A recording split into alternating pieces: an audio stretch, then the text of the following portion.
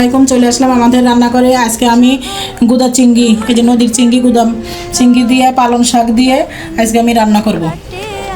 এই দেখেন, আমি 1 চামচ লবণ দিয়ে দিলাম, 1/2 চামচ আদা রসুন দিয়ে দিলাম, 1 চামচ ধনিয়া গুঁড়ো দিলাম, 1 চামচ হলুদ দিলাম, 1 চামচ জিরা গুঁড়ো দিলাম।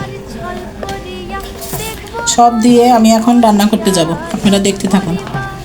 আমি এখন রান্নার তেল দিয়ে দিলাম, কিছুটা কাঁচামরিচ দিয়ে দেবো।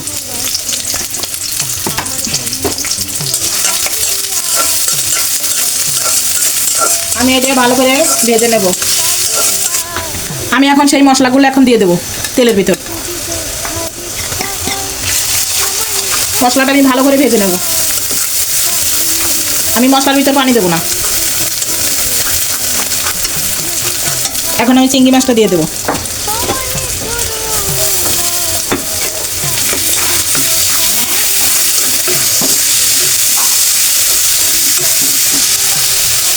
হালকা একটু পানি দিয়ে দিলাম। এখন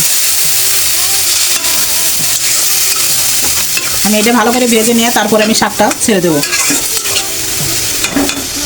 আমি মাছটা ভেজে নিয়েছি, চিংড়ি মাছটা, আমি এখন শাক দিয়ে দেবো।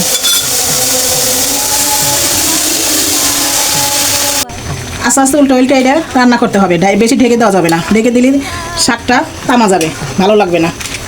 এই না, আমার শাকের পানিতেই আমার এটা রান্না হয়ে যাবে, আমার এক্সট্রা পানি দিতে হবে না। এই দেখেন, আমার শাকটা প্রায় হয়ে গেছে। এই যে কত সুন্দর হয়েছে। এই যে শাকটা হয়ে গেছে, আমি এখন পরিবেশন করে নেব। আমার চিংড়ি মাছ দিয়ে পালং শাক রান্না হয়ে গেছে। এই দেখেন কত সুন্দর হয়েছে। এই যে আমি মাখা মাখা করে রান্না করে নিয়েছি। এই যে আপনারা এইভাবে বাসায় রান্না করে খাবেন। আপনার আপুকে একটা লাইক, শেয়ার, সাবস্ক্রাইব করে দিবেন, কমেন্টে জানাবেন কেমন হয়েছে। আল্লাহ হাফেজ।